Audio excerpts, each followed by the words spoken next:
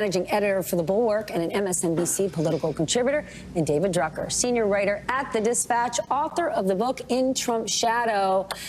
Ali, what is the latest? Are we headed for a shutdown? Because lawmakers on both sides of the aisle have a lot to say about all of this. Tell us what you're hearing. First of all, thank you for the congratulations and the early tease for the show. I'm up way past my future bedtime, but for you, I will always be available. Look, on the shutdown piece, Congress is clearly playing with fire at this point, because when we watched that vote go down, it really does serve for us to continue to underscore it's really weird and very rare when House Republican leadership puts a bill on the floor that they know is going to fail, but they let it do so publicly anyway. They were trying to make the point, they made it, but now they have nowhere left to go. When we saw the speaker and other top Republicans leave the Capitol tonight, they said, we'll see in terms of if they end up having another vote tomorrow. But if there is no vote tomorrow, then the government's shutting down. And it sounds like there's not going to be a vote tomorrow because they have nothing to vote on, at least nothing that would pass. And we're at the point now where Republicans are trying to blame Democrats for this predicament. Democrats, of course, are pointing out the obvious, which is that they had a bipartisanly negotiated plan. They were more than happy to provide votes for it because it had priorities that both sides wanted.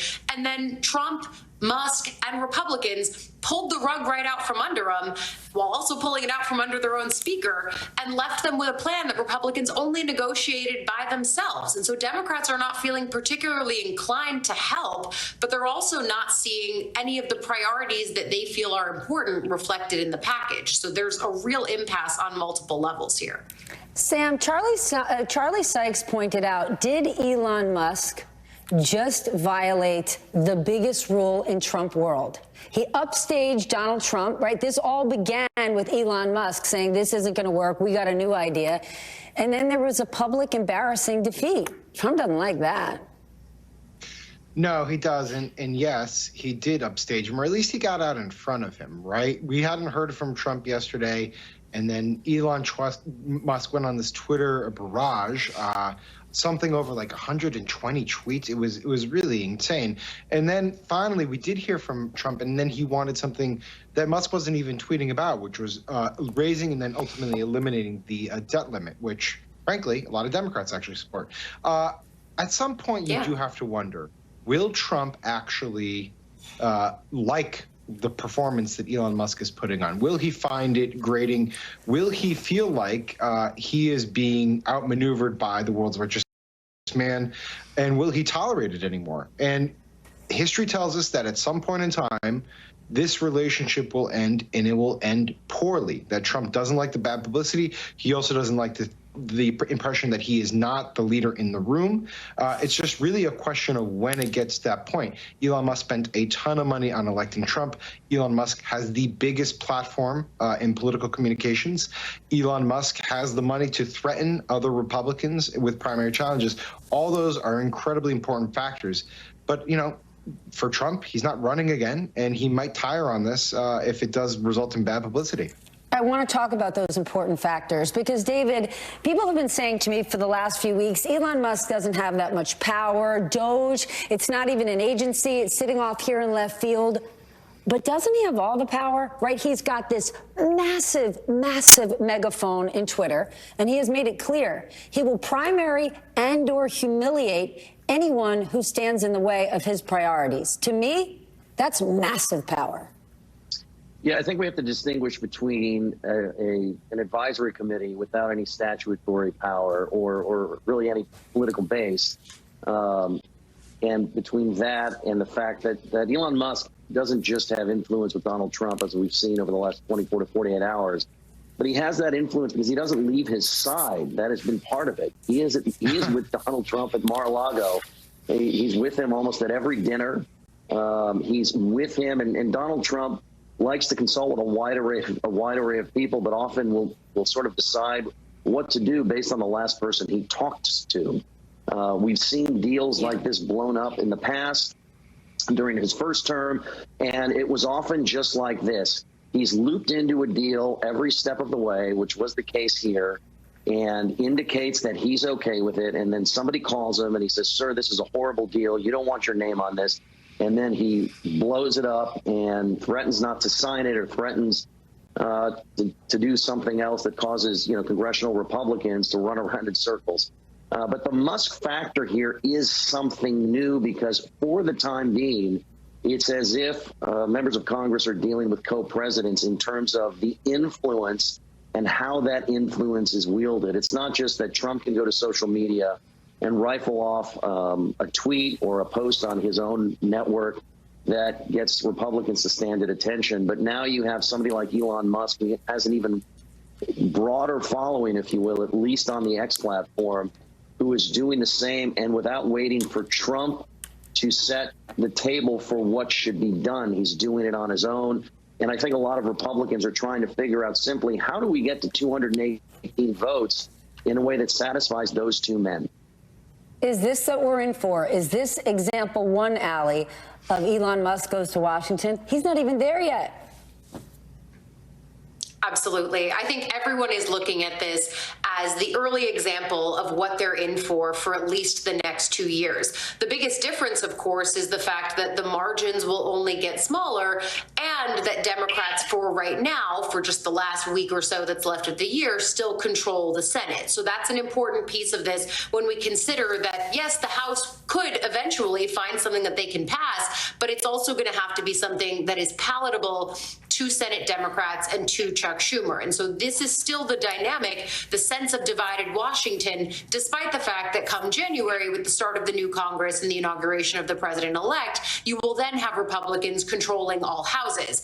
But Democrats also are wise to the fact of what you guys are talking about right now, this idea that anyone who gets out in front of Trump or is seen to be puppet mastering him or anything of that like is often shown the door at some point in Trump world. It's why you have Democrats who are treating this situation quite seriously, but also doing some low-key trolling by saying President Musk. And then you have Hakeem Jeffries, who happens to also be releasing all of his social media statements, not on X, but on Blue Sky, as just another subtle, you could call it a subtweet, except it's an entire social media platform, but basically making his distaste for Musk known, even in the very platform that he's using to disseminate his message as the top Democrat. So I think everyone is very much looking at this as how Washington is going to work. I do think the other piece of this, though, with primary challenges is Trump has been always the kind of guy who, if you don't go along to get along with him, he's going to try to introduce a primary challenge. Certainly that's been the looming threat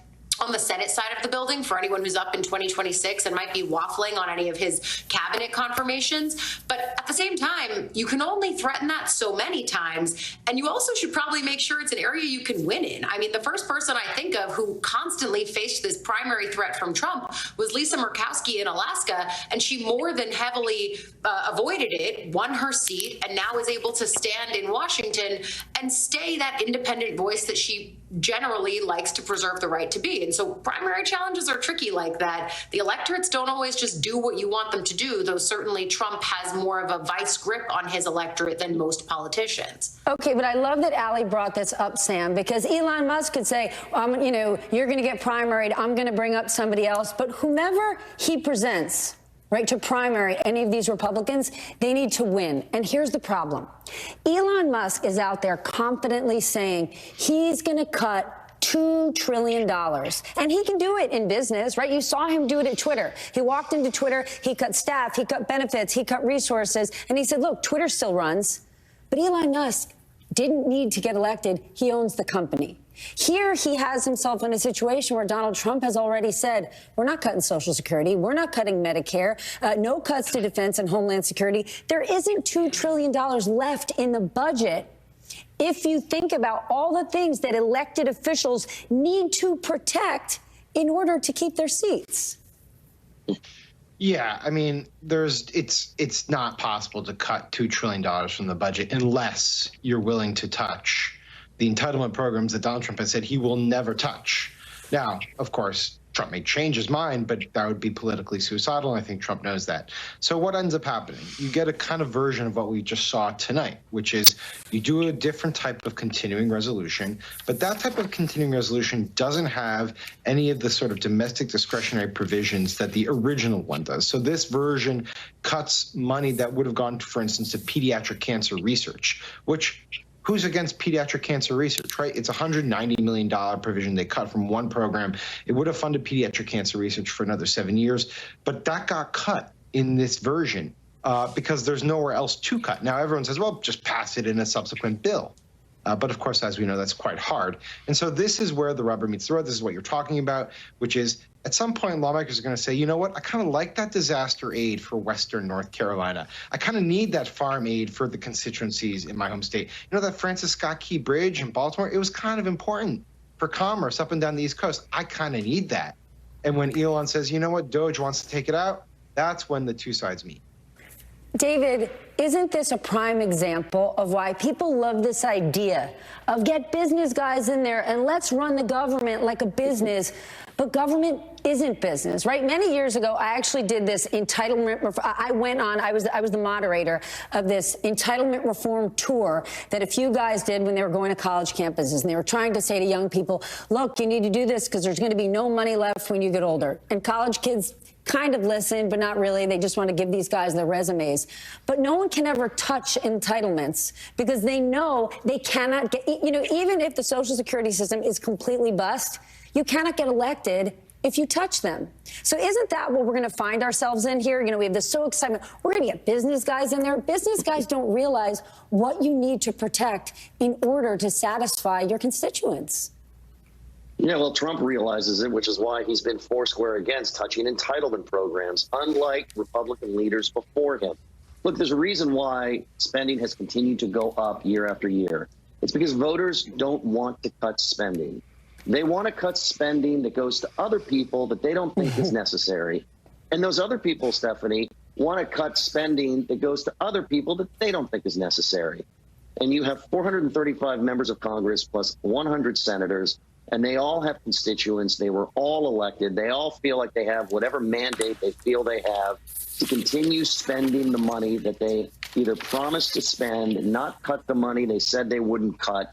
And unless the two sides are willing to get together, unless the American people, the voters, are willing to say, you can cut something I cherish because I think the debt bomb is that big of a problem, this issue is never going to be solved.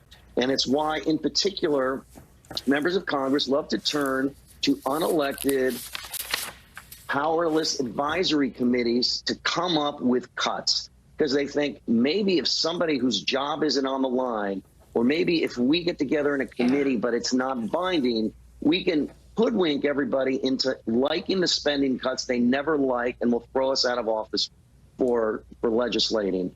And of course, it never works.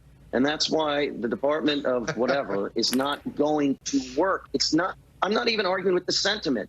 Sure, there's a debt, there's a deficit. It is a huge problem. We have entitlement programs that keep going up every single year on a formula. And eventually a president's going to go on the air one day and say, unless we make emergency cuts, nobody gets checks next week. But until the American people are willing to embrace cuts rather than wait for that day, nothing will happen. So whose program doesn't get protected? Children with cancer. Children with cancer. I guess they don't vote. Ali Vitale, you better go to bed. You got to get ready for your early morning starting January 6th. Sam, thank you for being here. David, thank you as well. When we return, more on the looming government shutdown and Senator Chris Murphy's new warning for Democrats. And later, comedian Jim Gaffigan is here on his new stand-up special on what it's like doing comedy when our country